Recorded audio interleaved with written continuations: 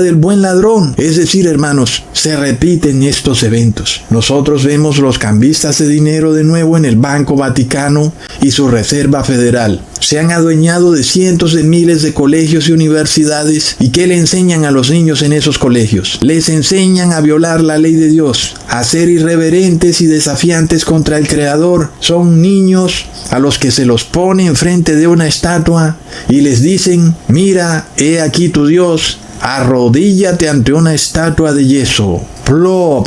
Son niños que se levantan sin temor de Dios, y cuando son adultos, solo un milagro podrá hacerlos cambiar de estilo de vida. Leamos en Proverbios capítulo 22, versículo 6. Instruye al niño en su camino, y cuando fuere viejo, no se apartará de él. Si el ser humano fuera instruido desde niño en guardar la ley de Dios, cuán fácil sería que el adulto pudiera recibir el sello de Dios. Pero ¿qué pasa cuando el niño es enseñado desde bebé que primero está el placer y que luego está la ley? Eso será lo mismo que hará de adulto. Pondrá primero el bienestar que la ley. Y no por nada la doctrina del Vaticano es la del bien común, que es el bienestar colectivo, por encima de la ley de Dios.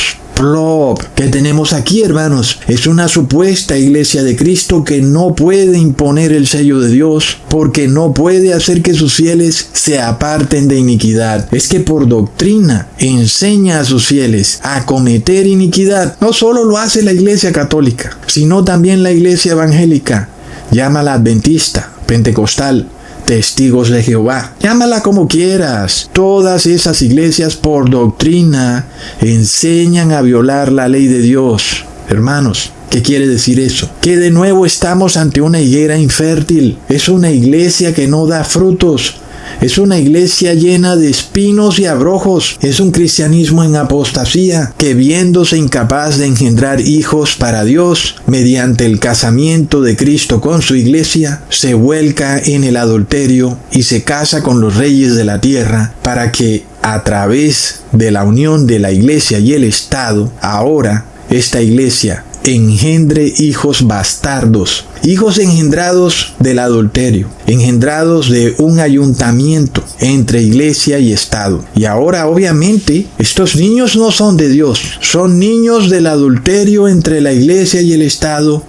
Y uno sí puede decir entonces que le pertenecen al Estado, porque han sido engendrados espiritualmente, han sido engendrados por una unión de iglesia y Estado. Hermanos, ni los niños ni los adultos que nacen espiritualmente de una unión de iglesia y Estado pueden tener el sello de Dios. Están despojados de ese sello y lo único que reciben es el sello de la bestia, es el 666. Sobre esos individuos, es decir, sobre esas mujeres que nacen de una unión de iglesia y Estado, el Estado sí puede decir que son sus hijas y por tanto sus cuerpos les pertenecen. Y a esas mujeres que hoy no quieren engendrar y que le pertenecen al Estado, mañana serán obligadas a engendrar, ya no para ellas, sino para el Estado. Y eso nos revela lo que Jesús dijo: ay de las que estén encinta y las que estén criando en aquellos días. Eso solamente cae sobre las mujeres que han nacido de una unión de iglesia y Estado.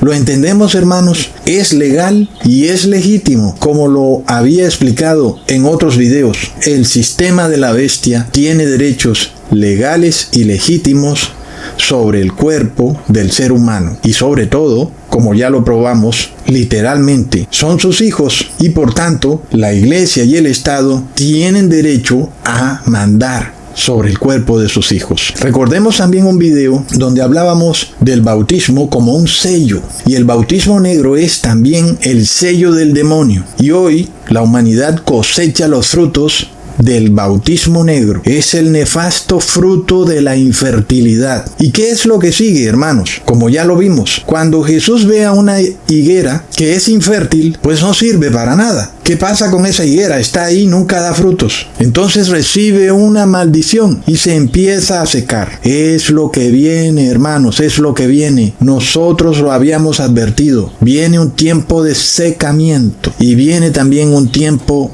de escasez. Viene un tiempo para estas personas que no dan frutos, un tiempo doloroso. Hermanos, nosotros podemos tener la plena seguridad de que se repetirá la historia de lo que ocurrió con el judaísmo, pero ahora con el cristianismo corporativo. Un cristianismo que va al colapso. Por eso dice el ángel que ha caído Babilonia, porque se volvió habitación de demonios y guarida de toda ave inmunda, y le ha dado a todas las naciones del vino de su fornicación, entre ella y los reyes de la tierra, y con ese vino se han emborrachado los reyes de la tierra y los gentiles, a tal punto que no pueden dar frutos de justicia. Hermanos, leamos en 2 de Pedro, capítulo 2, versículo 1. Pero hubo también falsos profetas entre el pueblo, como habrá entre vosotros falsos maestros que introducirán encubiertamente herejías destructoras y aún negarán al Señor que los rescató, atrayendo sobre sí mismos destrucción repentina. Hermanos, ¿somos nosotros los herejes? Porque el que diga eso no sabe leer, es un niño que no sabe leer. ¿Acaso dice lo que acabamos de leer, que son las personas del común las que introducirán secretamente herejías destructoras? ¿O no acabamos de leer que son los maestros del cristianismo? ¿Ok? Los falsos maestros. Es decir, las personas en la cúspide del cristianismo, los que son maestros, no las personas del común, los maestros, los que van o los que ya desde hace mucho tiempo introdujeron herejías destructoras en el cristianismo. Yo me pregunto entonces, ¿quiénes son los maestros del cristianismo, hermanos? Si es que estamos tan ciegos, por supuesto que los únicos que pueden serlo son los emperifollados curas, sacerdotes, obispos y cardenales. Ellos son los maestros, hermanos. No es la gente del común. ¿O es que tú me vas a decir que Ecusatón va a adoctrinar a millones de cristianos? Cuando mis videos tienen un alcance a lo mucho de 3,000 vistas y de esas vistas solo el 10% ve el video hasta el final, ¿cómo pudiera yo ser catalogado como maestro del cristianismo? ¿Verdad, hermanos? ¿Quiénes son esos maestros? Son los que están en la cúspide, hermanos, como por ejemplo ese monje loco y budista llamado San Agustín de Hipona, que se inventó la Trinidad. El maestro que escribió 15 libros y que se inventó una deidad fantasiosa que es como una crema dental de triple acción, donde me dejan la herejía destructora del pesebre, donde Jesús pasa de haber obtenido la victoria en el madero a ser una deidad idolátrica llamada Divino Niño. Un pequeño bebé rodeado de animales con José y María. Este es el invento que fue creado por un monje panteísta que además era multimillonario. Era proveniente de una familia aristocrática europea de la nobleza negra. Este es el monje Francisco de Asís, quien para despistar a los pobladores ignorantes de la Edad Media hizo voto de pobreza. ¡Ay, mira qué pobre! El curita es pobre.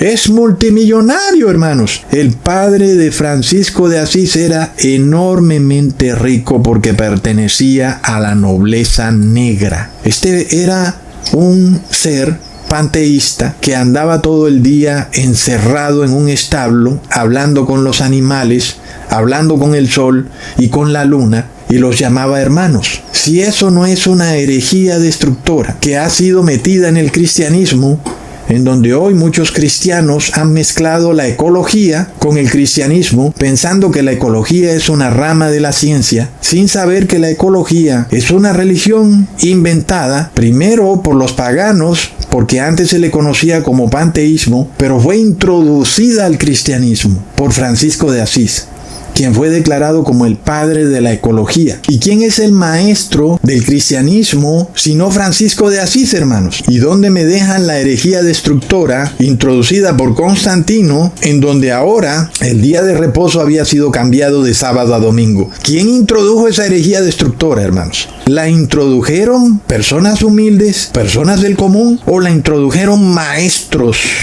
Como dice el versículo. ¿Qué es lo que pasa con el cristiano? ¿No sabemos leer? El hereje es mi vecino. ¿Qué pasa? Tus herejes son los maestros en alto poder. Ellos son tus herejes. ¿Qué pasa con este esperpento de la salvación colectiva? ¿Qué locura es esa? Nadie se salva si no nos salvamos todos juntos.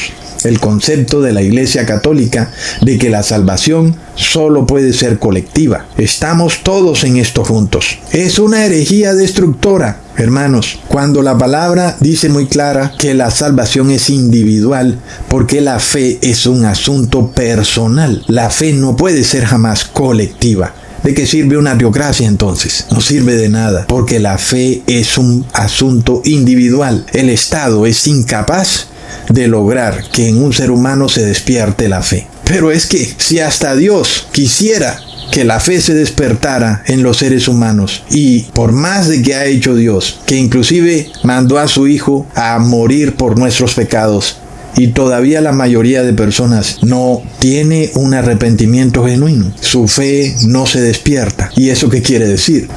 Que el ser humano fue creado para tomar una decisión personal. Y si Dios lo creó así, ¿cómo pudiera el Estado devolverse al inicio de la creación para crear un robot que mediante un decreto se despierte la fe en él? Pues Dios creó al ser humano así. Lo creó para que pudiera decidir. No es que Dios es incapaz de despertar la fe en el ser humano. Claro que Dios es capaz. Pero Dios le ha dado la decisión al ser humano de que decida por sí mismo si quiere estar guardando la ley de Dios o quiere estar desobedeciendo a Dios. Es una decisión personal. ¿Qué quiere decir esto, hermanos? ¿Dónde están los herejes? Son los maestros del cristianismo. ¿Y qué tenemos que decir de los pastores evangélicos que han introducido la herejía destructora de que con solo pronunciar el nombre de Jesús ya estás salvado? ¿Cuántos pensaron que eso era cierto?